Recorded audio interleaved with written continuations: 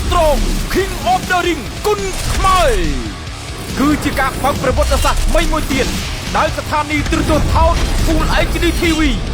បានបង្កើតសង្វៀនមូលមុនគេបង្អស់ដែលមិនធ្លាប់មាននៅកម្ពុជាហើយ Strong បានចាប់ដៃគ្នាសហការជាមួយស្ថានីយ៍ទូរទស្សន៍ថោករួមយកកីឡាករល្បីៗទាំងកីឡាករជាតិនិងអន្តរជាតិមកពីបណ្ដាប្រទេសផ្សេងៗគ្នាពួកគេនឹងមកអង្រួនសង្វៀន Strong King of the Ring គុណខ្មែរគូមិត្តភាពគុណខ្មែររិគីទប់ខ្លាត្រូវប៉ះជាមួយនឹងលីនខីនីនផានិតរ៉ាភូត្រូវជួបប្រហារជាមួយនឹងជាតិសវណ្ណវិជ្ជការគុណខ្មែរត្រូវប៉ះជាមួយនឹងសុកសែនគូមិត្តភាពអន្តរជាតិរិគីសេងថងត្រូវជួបប្រហារជាមួយនឹងកីឡាករមកពីប្រទេសមីយ៉ាន់ម៉ាសានមីយ៉ាន់អូ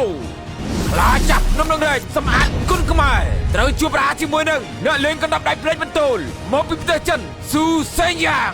ជួបគ្នានៅថ្ងៃសុក្រទី21ខែវិច្ឆិកាចាប់ពីម៉ោង 7 យប់តទៅនៅស្ទូឌីយោម៉ាស៊ីនត្រជាក់ពីស្ថានីយ៍ទូរទស្សន៍ថោក Full HD TV ផ្សាយផ្ទាល់នៅលើកញ្ចក់ទូរទស្សន៍ថោក Full HD TV និង Facebook Page ថោក Full HD TV ព្រមទាំង Page Boost Strong ឧបត្ថម្ភដោយ Boost Strong ញ៉ាំ Boost Strong ឆ្ងាញ់ជាងគេ Gamsberg amazing taste Gamsberg a real German premium beer ពិសាដោយការទទួលខុសត្រូវ Idol I confident តែទឹកខ្មុំ Freshy ទាំងឆ្ងាញ់ទាំងអនាម័យលើសពីតែជ្រក់ធម្មតា